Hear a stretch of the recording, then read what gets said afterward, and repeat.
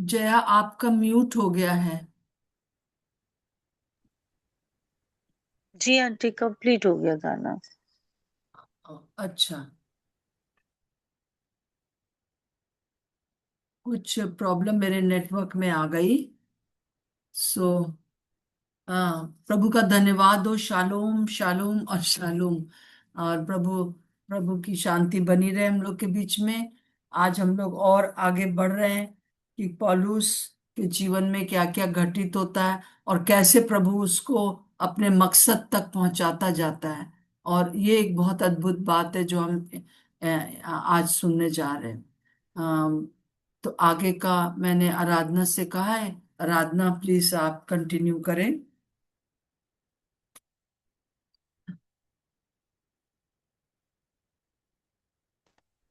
मेरी आवाज आ रही है? हाँ जी, आ रही। और थोड़ा नेटवर्क में प्रॉब्लम मैं, हो रहा हाँ, है, मेरे इसके जो लिए। नेटवर्क मेरा चला गया था, तो इसलिए बीच में मैं वो हो गई। जी। जी। मुझे भी थोड़ा नेटवर्क में प्रॉब्लम शायद हो रहा है, तो अगर मेरी आवाज ना आए तो, क्योंकि इधर बहुत बारिश हो रहा है, तो आप प्लीज मेरे को बोलिएगा अगर आवाज मेरी रुकती है बीच में तो। जी। तो आइए आज हम देखेंगे प्रेरितों का काम, उसका 23 अध्याय और 12 से 22 वचन तक। हमने कल 11 तक देख लिया था, तो आज हम 12 से लेके 22 वचन तक देखेंगे। मैं आपके सामने पढ़ रही हूँ प्रेरितों का काम 23 अध्याय 12 वचन से। जब दिन हुआ तो यहूदियों ने षड्यंत्र रचा और शपथ खाई कि जब तक हम पौलुस को मार न डालें, तब तक खाएं या पिएं तो हम पर धिक्कार। तो जिन्होंने आपस में ये शपथ खाई थी, वे 40 जन से अधिक थे। उन्होंने प्रधान याजकों और पुरनियों के पास जाकर कहा, हमने ये ठान लिया है कि जब तक हम पौलुस को मार ना डालें, तब तक यदि कुछ चखें भी तो हम पर धिक्कार है। इसलिए अब महासभा समेत पलटन के सरदार को समझाओ कि उसे तुम्हारे पास ले आए, मानो कि तुम उसके विषय में और ठीक से जांच करना चाहते हो। और हाँ, मानो कि तुम उसके विषय में ठीक से जांच करना चाहते हो, और हम उससे उसे उसके पहुंचने से पहले ही उसे मार डालने के लिए तैयार रहेंगे। पौलुस के भांजे ने सुना कि वे उसकी घात में हैं, तो गढ़ में जाकर पौलुस को संदेश दिया। कि पौलुस ने सूबेदारों में से एक को अपने पास बुलाकर कहा, इस जवान को पलटन के सरदार के पास ले जाओ, ये उससे कुछ कहना चाहता है। इसलिए उसने उसको पलटन के सरदार के पास ले जाकर कहा, बंदी पौलुस ने मुझे बुलाकर विनती की कि ये जवान पलटन के सरदार से कुछ कहना चाहता है, इसे उसके पास ले जा। पलटन के सरदार ने उसका हाथ पकड़कर और अलग ले जाकर पूछा, तू मुझसे क्या कहना चाहता है?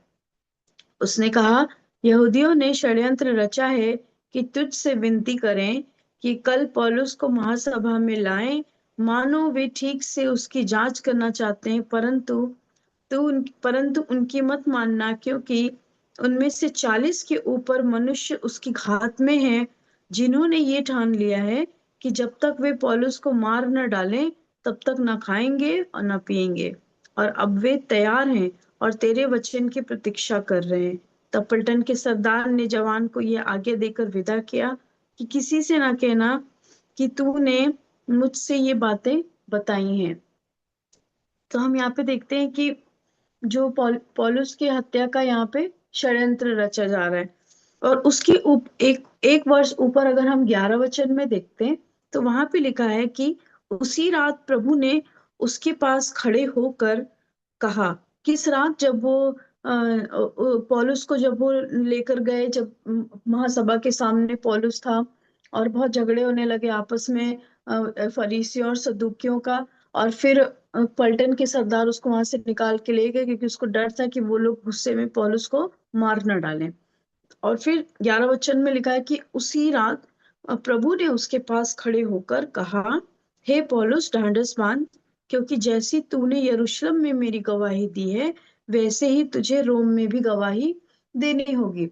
तो हम देखते हैं कि हम जब इस वचन को कनेक्ट करते हैं, 12 वचन, हम देखते हैं कि ऊपर 11 वचन में प्रभु का वचन कह रहा है कि प्रभु ने उसको दर्शन दिया और अपना पर्पस बताया कि पौलुस के जीवन से क्या पर्पस है अभी प्रभु का आगे, क्योंकि अभी पौलुस बंदी गृह में है, कैद में है, और महासभा के लोग मतलब कि उसको मार डालने का प्रयत्न कर रहे हैं, उसके विरोध में है, सारी चीजें मतलब बहुत ही परिस्थितियां बड़ी खराब सी लग रही है ना। और पौलुस को भी पकड़ा गया, वो भी बंदी गृह में है। जरूर है कि वो एक फेवर है उसको, क्योंकि वो हमने देखा था कि उसके ऊपर एक फेवर इसलिए था क्योंकि उसने अपना सिटीजनशिप, मतलब उसने बता दिया था कि वो एक रोमी मनुष्य है, तो इसकी वजह से एक थोड़ा जो कैद है उसमें थोड़ा सा उसको कंफर्ट है। क्यों? क्योंकि रोमन, हमने देखा था कि जो रोमी लोग होते थे उनको बड़ा ऑनर मिलता था ना रोमन की गवर्नमेंट में। तो यहाँ पे हम देखते हैं कि परमेश्वर साइड एक हाथ वो अपना जो है पर्पस भी बता रहा पौलुस के जीवन से, कि तुम्हारे जीवन अभी यहीं पे बस फिनिश नहीं हुआ है, कि बस सब खत्म हो गया है, पर मेरा आगे एक पर्पस है कि जैसी तूने मेरी गवाही यरूशलेम में दी है, और वैसे ही तुझे आगे भी रोम में भी देनी होगी। तो जब दिन हुआ तो यहूदियों ने षड्यंत्र रचा और शपथ खाई। हम 12 से लेकर के, यदि हम 12 से हम देखते हैं तो ये पूरा 15 वचन तक हम देखते हैं कि उन्होंने एक एक प्लान कर रहे हैं कि वो लोग मार डालेंगे उसको, और वो आपस में एक मत हो रहे हैं इस बात के लिए कि वो हत्या करेंगे। जबकि यहाँ पे हम देखते हैं कि वो लोग जो थे प्रधान याजक और पुरनियों के पास जाकर ये कहते हैं कि वो उसको मार डालेंगे। तो ये जो हम देखते हैं कि उनके अंदर इतनी नफरत थी पौलुस को लेके, जबकि पौलुस ने ऐसा कुछ भी नहीं किया था। वो उसके उसके बारे में जानते थे कि उसने किस तरह से प्रभु को ग्रहण किया, प्रभु ने उसको दर्शन दिया, किस तरह से वो आश्चर्य कर्म हुए, कितनी चीजें हुई, मतलब एक अच्छा जीवन हम देखते हैं पौलुस का पूरे प्रेरितों के काम में, 9 अध्याय से। लेकिन वो लोग ये, उनके अंदर ये इतना हेट्रेट है कि वो ये कह रहे हैं कि आज यदि हम उसको मार न डालें तो हम कुछ खाएं या चखें तो हम पे धिक्कार है। इतना हेट्रेट है कि इतनी नफरत है उनको यहाँ पे कि वो एक पाप की तरफ जा रहे, हत्या के पाप की तरफ जा रहे। बाइबल में हत्या करना मना है, जबकि ये बात प्रधान याजक और पुरनिये जानते, लेकिन उन्होंने यीशु मसीह को क्रूस पे चढ़ाया झूठे इल्जाम लगा के, और अब वो यहाँ पौलुस को भी क्रूस पे चढ़ा रहे हैं। तो हम यहाँ पे एक वचन से ये देखते हैं कि जब परमेश्वर का हमारे और आपके जीवन से कोई पर्पस होता है, तो शैतान उस उद्देश्य को नाश करने के लिए, उस उद्देश्य को हटा देने के लिए वो पूरा प्रयत्नशील है। वो वहां भी था जब यीशु मसीह थे, और वो यहाँ भी है जब पौलुस यहाँ पर है। पौलुस उस काम को करना चाह रहा है। तो हम देखते हैं कि परमेश्वर का ये जो योजना है वो कोई रोक नहीं सकता, हम इस बात को जानते हैं। पर दूसरे हाथ हमको ये भी देखना है कि जो शैतान है उसको किसी भी उद्देश्य को नाश करने के लिए या उसको रोकने के लिए, उसको पूरा ना होने देने के लिए वो हर समय प्रयत्नशील है। और हम यहाँ पे देखते हैं कि ये यहूदी लोग जो हैं, ये पुरनिये जो लोग हैं, वो यही कर रहे हैं। पौलुस को आगे जाना है, रोम में गवाही देनी है, और उसकी गवाही से बड़े बड़े काम होते थे। और लेकिन यहाँ पे हम देखते हैं कि वो उसके हत्या का षड्यंत्र रचते हैं। पर मैं आपको ये भी बताना चाहती हूँ कि परमेश्वर अपने आगे का जो वो प्लान है वो भी तैयार रखता है। हम देखते हैं कि 16 वचन में कि पौलुस के भांजे ने ये बात सुन ली। अभी इनका प्लानिंग चल रहा था, और ऐसा तो नहीं है कि वो ओपनली ये प्लान कर रहे होंगे बीच बाजार में खड़े होके, वो सीक्रेटली प्लान कर रहे होंगे कि किस तरह से हम लोग पौलुस को मारेंगे। हम प्लान, जबकि हम ये बात जानते हैं कि अगर कोई षड्यंत्र रचा जाता है, अगर वो चाहे हत्या का हो या चोरी का हो या किसी भी प्रकार का हो, तो वो एक प्राइवेसी में किया जाता है, मतलब एक चुपके से और धीरे आवाज में। और वो चीजों को वो लोग कोई भी अगर कोई गलत बात के लिए षड्यंत्र रचता तो हमेशा एक प्राइवेसी होती है और कोई नहीं होता वहां पे। लेकिन हम देखते हैं कि पौलुस के भांजे ने वहां पे ये सुन लिया, और वे उसकी घात में है, तो ये वो जाके पौलुस को गढ़ में संदेश दे रहा है कि ऐसा ऐसा ऐसा ऐसा है। तो जब परमेश्वर हमारे और आपके लिए प्लान करता है, जब मैं ये वचन पढ़ रही थी तो जब मैंने 11 वचन पढ़ा, मैंने कहा कि एक बहुत बड़ा पर्पस प्रभु का पौलुस के जीवन से था। और इसलिए यहाँ पे शैतान ने अपने लोगों को खड़ा किया कि वे उसको मार डालें ताकि वो वहीं पे सारी चीजें वहीं पे समाप्त हो जाएं। पर अगर हम आगे देखें तो परमेश्वर का एक अलग से प्लान तैयार है। पौलुस के भांजे ने ये सुना और वो जाके उनको पहले पौलुस को ये संदेश देता है कि देखो आज मैंने ऐसा ऐसा सुना है और तुम्हारे लिए वो लोग ऐसा ऐसा करने वाले हैं। तो मैं आपसे कहना चाहती हूँ कि मेरे और आपके जीवन से प्लान परमेश्वर का है। हम परमेश्वर की योजना में हैं। मुझे ये बात कल जब मैं पढ़ रही थी मुझे बहुत इनकरेज किया कि मैं परमेश्वर की योजना में हूँ। मेरा जीवन जो है, मेरा और आपका जीवन यूं ही नहीं चल रहा है कि हम बस जी रहे हैं, हम बस चल रहे हैं, हमारा सब ठीक अच्छा हो रहा है। पर उसके अलावा मेरे और आपके जीवन से परमेश्वर का उद्देश्य है, और उद्देश्य जितना बड़ा होगा, बड़ा और छोटा की बात नहीं है, पर हमें से हर एक के जीवन से परमेश्वर का एक प्लान है। शायद कुछ भी हो सकता है वो, कि क्या उद्देश्य से प्रभु ने मुझे और आपको रखा। जिस प्रकार से पौलुस को प्रभु ने उस उद्देश्य रखा, तो प्लान जितना बड़ा होगा, मुश्किलें और वो बातें, वो रुकावटें, वो चीजें भी उतनी ही ज्यादा होंगी। ताकि अब जरूरी नहीं कि कोई हमारा मर्डर कर दे, ऐसा प्लान नहीं होगा, लेकिन ये भी हो सकता है कि शैतान उस प्लान का मर्डर करने के लिए, उन चीजों को हटा देने के लिए हमारे जीवन से जो प्रभु का उद्देश्य है, वो हर समय प्रयत्नशील रहता है। यहाँ पे हम देखते हैं कि जो यहूदी लोग थे, जो फरीसी और शास्त्री जो लोग थे, वो कोई अननोन लोग नहीं थे। वो जानते थे पौलुस को। वो तब से उसको जानते थे जब वो उनको जब वो मसीह लोगों को सताया करता था, जब वो उनके विरोध में खड़ा रहता, जब स्तिफनुस की का मर्डर हुआ। और वो सारी चीजें, ये जो महायाजक है और महासभा है, उनमें से कई लोग ऐसे थे जो इन सारी चीजों को बहुत अच्छे से जानते थे, वो पौलुस के जीवन को भी जानते थे। पर उनके हृदय को शैतान ने इतना उकसाया कि उनकी आंखें अंधी हो गई, कि वो ये देखें कि क्या अद्भुत काम प्रभु लोगों के जीवन में कर रहा है, क्या अद्भुत आश्चर्यकर्म लोगों के जीवन में कर रहा है। लेकिन उतने हेट्रेड में थे कि वो उसको मार डालना चाहते थे, जबकि ऐसा कोई रीजन नहीं था कि वो उसको मार डाले।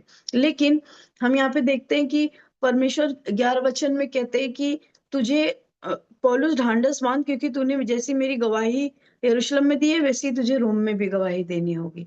और फिर उसके अलावा भी हम देखते हैं कि जो परमेश्वर का प्लान है उसको नाश करने के लिए, यहाँ पे उसको खत्म करने के लिए शैतान अपना प्लान कर रहा है। पर हम आगे देखते हैं कि एक परमेश्वर ने पौलुस के भांजे को चुन लिया कि वो जाके उसके बारे में बताए। इससे पहले भी अगर हम और एक जगह और देखते हैं कि पौलुस के मर्डर का प्लान हुआ है, मुझे वो वचन से, हाँ, 23 के 11 वचन में यदि हम देखें तो ऑलरेडी, नहीं नहीं सॉरी, एक और वचन था जहाँ पे पौलुस के मर्डर का प्लान हो गया था, लेकिन फिर भी वो बच गया जब उसको चेलों ने टोकरे में उतार दिया था। मतलब शहर से बाहर भेज दिया था। वहां पर भी मतलब हम देखते हैं कि उसके जीवन को नाश करने का जो प्लान था, वो एक दिन नहीं हो रहा था, वो हर समय हो रहा था। हर समय, मतलब कि बस उसको खत्म करो और यहीं पे सब खत्म है। लेकिन परमेश्वर का दूसरा प्लान भी तैयार रहता है बचाने के लिए। इसलिए मेरे साथ एक वचन निकालिए, रोमियो उसका 8 उसका 31 वचन। यदि कोई पढ़ सकता है तो पढ़ दे। रोमियो उसका 8 और 31 वचन।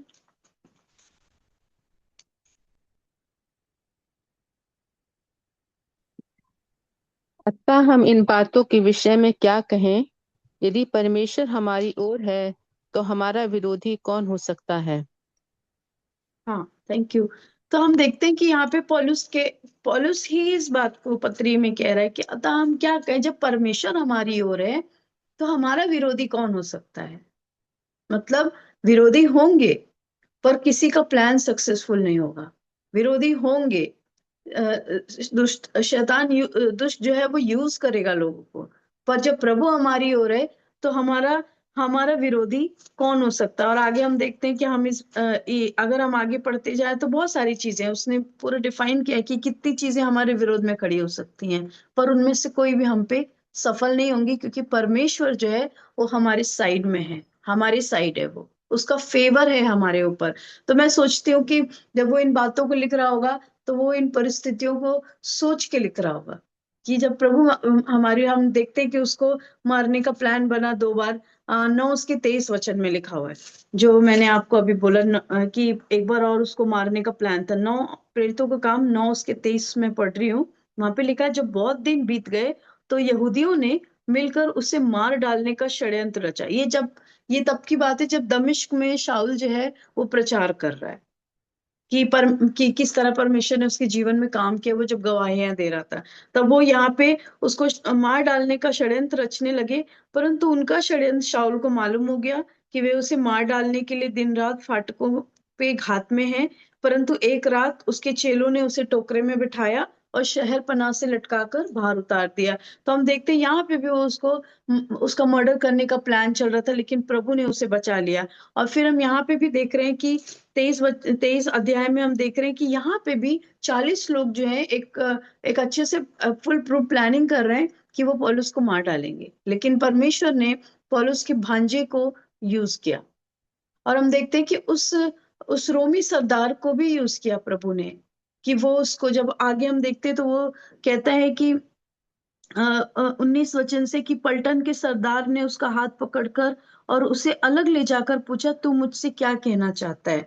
तब पौलुस का जो भांजा है वो सारी बातों को रिवील करता है कि मैंने ऐसे ऐसे प्लान सुना है और ऐसा ऐसा लोग पौलुस के साथ करने पे हैं। तो हम देखते हैं कि जो पलटन का सरदार था और जो पौलुस का भांजा, उन दोनों को परमेश्वर ने पौलुस के जीवन को बचाने के लिए यूज किया। तो हम ये देख सकते हैं यहाँ पे कि एक तरफ दुष्ट जो है वो प्लान को खत्म करने में लगा है, लेकिन दूसरी तरफ परमेश्वर उसको बचा रहा है, क्योंकि प्रभु को उसके जीवन से उद्देश्य है, उसको रोम में जाकर गवाही देनी है। पौलुस चेन में है, लेकिन परमेश्वर का प्लान नहीं रुका है। हो सकता है कि कोई ना कोई रुकावट हर दिन या हर समय हर प्रकार से आपके जीवन में या मेरे जीवन में आती रहती है। तो इसका मतलब ये नहीं कि परमेश्वर का प्लान हमारे जीवन से खत्म हो गया है। कल मैं बार बार इस बात को बोल रही थी कि मैं परमेश्वर के प्लान में हूँ, और ये बात मुझे बहुत एनकरेज कर रही थी। यस, मैं परमेश्वर के प्लान में हूँ। पहला कुरिन्थियों अगर हम 6 अध्याय देखें तो वहां पे लिखा है, हम परमेश्वर के सहकर्मी हैं। हम सहकर्मी, हम उसके साथ काम करने वाले लोग हैं। पौलुस इस बात को कहता है कि हम परमेश्वर के सहकर्मी हैं। तो जब हम सहकर्मी हैं तो इंस्ट्रक्शंस भी आते हैं, परमेश्वर की तरफ से आदेश भी आते हैं, परमेश्वर की तरफ से वो चीजें भी बताई जाएंगी जो हमको करना है। तो परमेश्वर आज सुबह प्रभु आपको और मुझे इस बात के लिए एनकरेज करना चाहता है कि हम परमेश्वर के सहकर्मी हैं और हम परमेश्वर के प्लान में हैं। प्लान अभी खत्म नहीं हुआ है।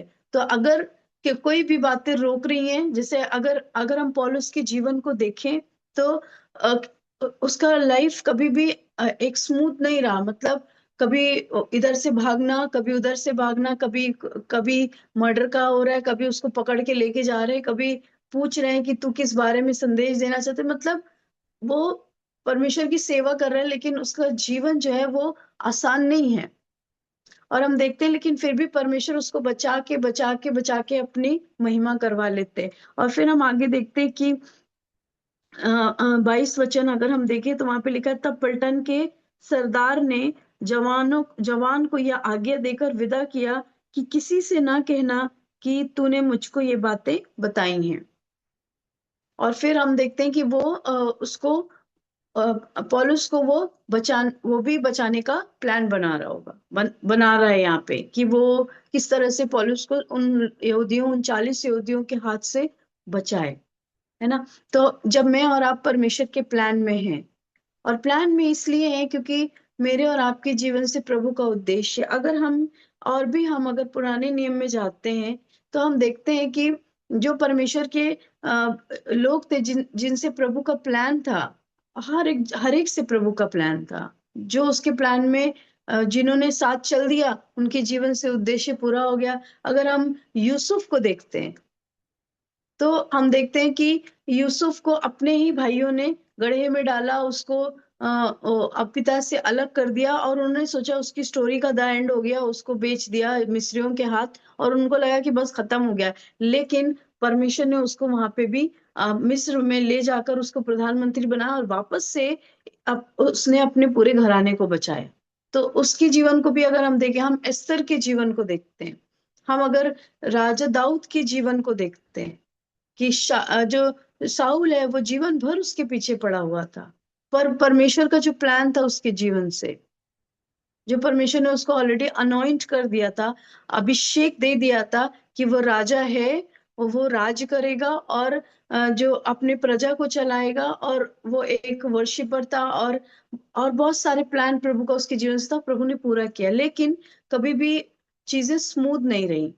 अगर हम देखते हैं तो हम देखते हैं कि जो आज सुबह हम इस बात के लिए प्रार्थना करेंगे और हम इस बात को कहेंगे कि अगर हम लोग यहाँ पे जितने लोग हैं, हम अपने लिए ये बात को कहें आज पूरा दिन कि मैं परमेश्वर के प्लान में हूँ। और जब आप इस बात को कहेंगे तो आपको बहुत सारी चीजें याद आएंगी, पवित्र आत्मा याद दिलाएगा कि प्रभु ने आपका चित्र अपनी हथेली में खोदा है, आपका स्टोरी अभी ओवर नहीं हुआ है, आपके जीवन से परमेश्वर का प्लान है। बहुत सारी चीजें कल जब मैं इन बातों को पढ़ रही थी तो अपने लिए मैं क्लेम कर रही थी कि हाँ। और जिस तरह से जब कल रात को आंटी ने भेजा कि उन्होंने भेजा कि प्रार्थना जो हमारी प्रतिदिन की थी उसमें था कि पिता परमेश्वर आप मेरे मन की आंखों को ज्योतिर्मय करें कि मैं जान लूं कि आपकी बुलाहट की आशा क्या है, और मैं जान लूं कि आपकी मिरास की महिमा का धन कैसा है ना। ये बातें जो है वो हर दिन हमारे जीवन को जो है, जब हम इस तरह से अपने आप के लिए हम ये डिक्लेयर करेंगे अकॉर्डिंग टू परमेश्वर के वचन। मैं ये नहीं बोल रही कि हमें अपने लिए पॉजिटिव बोलना है, और पर हमें अपने आप को परमेश्वर के वचन के दृष्टिकोण से देखना है, परमेश्वर की आवाज सुनते हुए चलना है, और बहुत सारी चीजें साथ साथ चलेंगी जैसे हम देखते हैं पौलुस के जीवन से चल रही थी। लेकिन परमेश्वर का जो प्लान है, यदि हम हर दिन उसकी सुनते रहेंगे, हर दिन जो है हम वचन के अनुसार अपने जीवन को हम चलाते रहेंगे, हम डिक्लेयर करते रहेंगे, घोषणा करते रहेंगे, तो हम उस उद्देश्य को जिस जिस उद्देश्य को पूरा करने के लिए प्रभु ने रखा है वो हर दिन पूरा होता जाएगा। हम देखते हैं यहाँ पे कि 11 वचन में परमेश्वर उसको दर्शन दे रहा है, 12 वचन में वो लोग प्लान कर रहे हैं उसको मारने के लिए। तो हम दोनों चीजें देखते हैं यहाँ पे। पर हम ये भी देखते हैं कि परमेश्वर ने बहुत मिराक्युलसली बचा लिया। इसके पहले भी जब पौलुस और सिलास जेल में थे तो बड़ा अद्भुत काम हुआ था वहां पे, वो चेन टूट गया था और बहुत सारी चीजें हुई जब वे आराधना कर रहे थे। पर यहाँ पे हम देखते हैं कि कोई ऐसा बहुत बड़ा मिरेकल नहीं हुआ कि पौलुस को उठा के परमेश्वर ने कहीं और रख दिया, पर परमेश्वर ने ऑर्डिनरी एक सामान्य लोगों को यूज किया कि वो उसके जीवन को बचाएं। तो अद्भुत काम के द्वारा भी परमेश्वर अपने आप को दिखाता है, और कई बार सामान्य बातों के द्वारा भी परमेश्वर हमको चलाता है। तो पर परमेश्वर के प्लान में हम हैं तो परमेश्वर हर दिन हमको चलाएगा। तो आइए आज हम प्रार्थना करें कि यदि आप में से कोई प्रार्थना करना चाहता है तो कर सकता है, कि हम ये प्रार्थना करें कि हर दिन अ, हम ये जान ले कि हम परमेश्वर की योजना में हैं। हर सुबह जब हम उठते हैं तो हम ये जाने कि हम प्रभु की योजना में हैं, और हम उस योजना को पूरा करने पाएंगे प्रभु की सामर्थ से। तो जैसे पवित्र आत्मा अगुवाई करे, यदि कोई प्रार्थना करना चाहता है तो प्लीज आप प्रार्थना कर सकते हैं।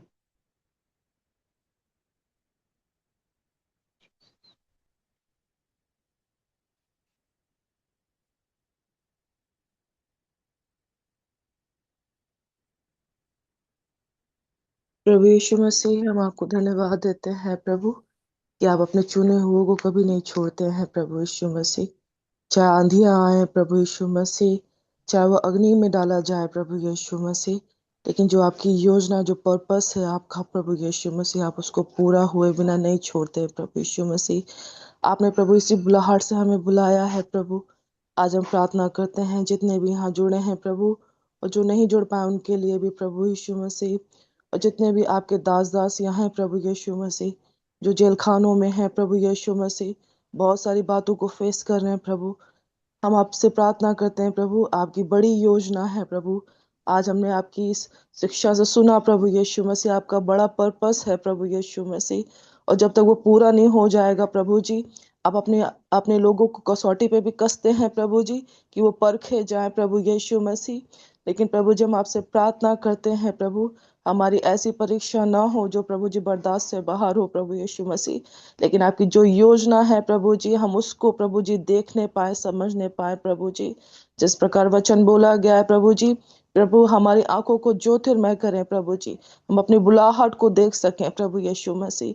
जब हम प्रभु जी उस दौड़ को देखने पाएंगे प्रभु जिसमें हमें दौड़ना है प्रभु, तो आपका आत्मा हमें सामर्थ्य और बल देगा प्रभु यीशु मसीह, कि जो मुकुट हमें पाना है प्रभु यीशु मसीह, हम किसी बात पे प्रभु जी और कोई बात पे फोकस ना करें प्रभु, लेकिन हम आपके उस निशाने की ओर दौड़े चले जाए प्रभु जो आपने हमारे लिए रख छोड़ा है प्रभु।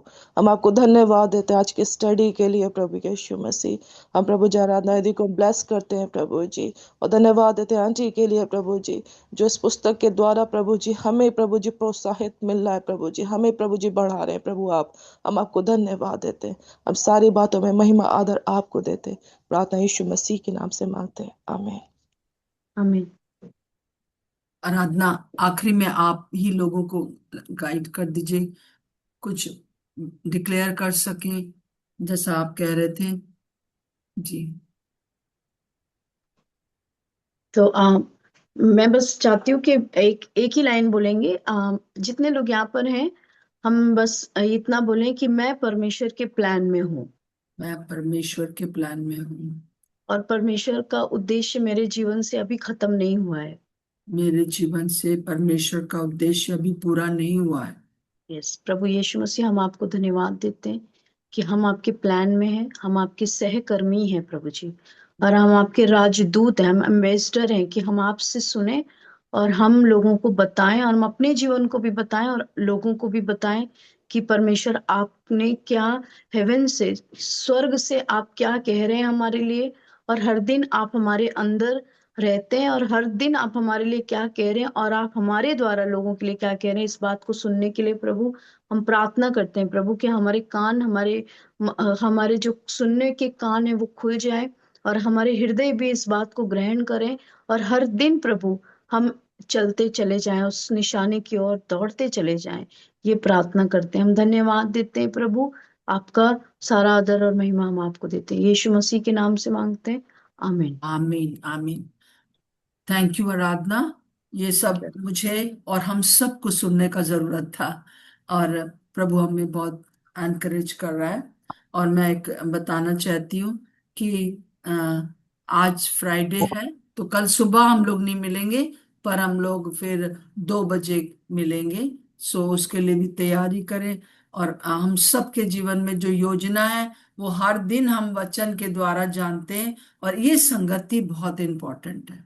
सो इस संगति में हम लोग के द्वारा जानते हैं, और वो योजना हमारे जीवन में पूरा होना है। मुश्किलें आएंगी, षड्यंत्र रचेगा दुष्ट, परंतु इधर प्रभु पहले से ही योजना बना के रखता है जब तक कि हमारे जीवन का मकसद पूरा ना हो जाए। सो हम लोग अब मंडे इस प्रकार से मंडे को मिलेंगे, पर जैसे कि आपको पता है कि सैटरडे को मिलते हैं हम लोग 2 बजे से, और संडे को भी हम लोग मिलते हैं 4:30 बजे से। तो अगर कोई 4:30 बजे भी आना चाहता है तो उसको भी मैं भेजती रहती हूँ जूम पर, जूम का वो लिंक भेजती हूँ, तो आप उसमें भी शामिल हो सकते हैं संडे को शाम को 4:30 बजे भी। सो सबको जय मसीह की। आप सब प्रभु की दृष्टि में बहुत अनमोल है, और एक बहुत बड़ी योजना आपके लिए है, और उस योजना में हम जब तक कि वो योजना ना पूरी हो जाए हम यहाँ से जाने की नहीं। अच्छा, सो प्रभु का जय धन्यवाद, मसीह सबको की। जय मसीह Praise की। the Lord. जय जय मसीह जय मसीह प्रेज की द दीदी। लॉर्ड। जय मसीह जय की, जय जय मसीह मसीह की। की। जय मसीह की आंटी। जय मसीह की, जय सबको जय मसीह की। मसीह की। शालोम जय शालोम मसीह और की। शालोम।